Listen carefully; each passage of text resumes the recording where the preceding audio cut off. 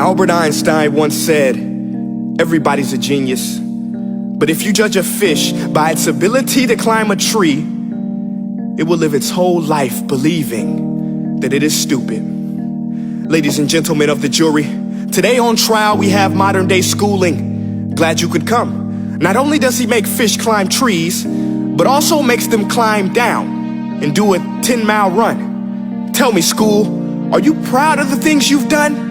Turning millions of people into robots, do you find that fun? Do you realize how many kids relate to that fish swimming upstream in class, never finding their gifts, thinking they are stupid, believing they are useless? Well, the time has come, no more excuses. I call school to the stand and accuse him of killing creativity, individuality, and being intellectually abusive.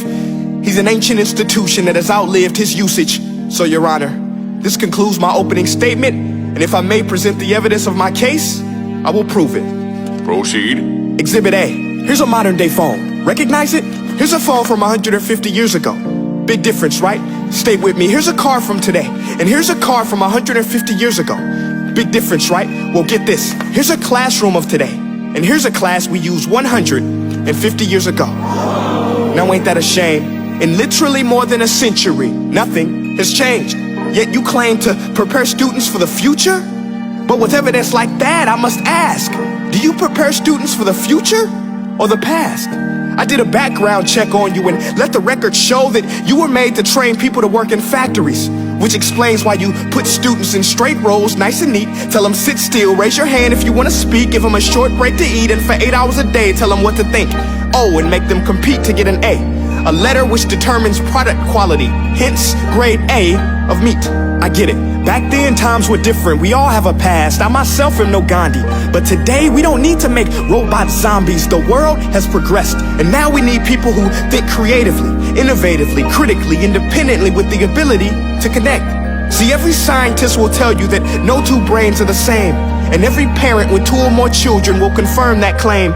So please explain why you treat students like cookie cutter frames or snapback hats, giving them this one-size-fits-all crap. Watch your language. Sorry, Your Honor, but if a doctor prescribed the exact same medicine to all of his patients, the results will be tragic. So many people would get sick, yet when it comes to school, this is exactly what happens. This educational malpractice, where one teacher stands in front of 20 kids, each one having different strengths, different needs, different gifts, different dreams, and you teach the same thing the same way?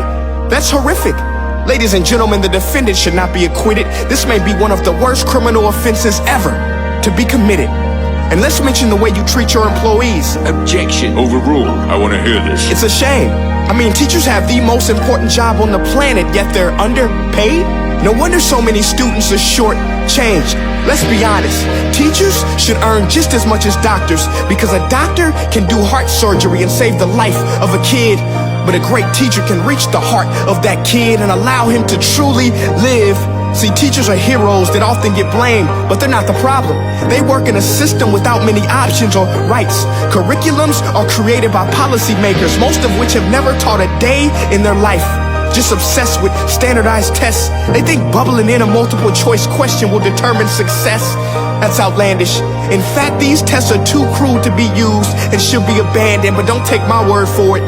Take Frederick J. Kelly, the man who invented standardized testing, who said, and I quote, "These tests are too crude to be used and should be abandoned." Ladies and gentlemen of the jury, if we continue down this road, the results will be lethal. I don't have much faith in school, but I do have faith in people. And if we can customize healthcare, cars, and Facebook pages, then it is our duty to do the same for education, to upgrade it, change it, do away with school spirit, because that's useless.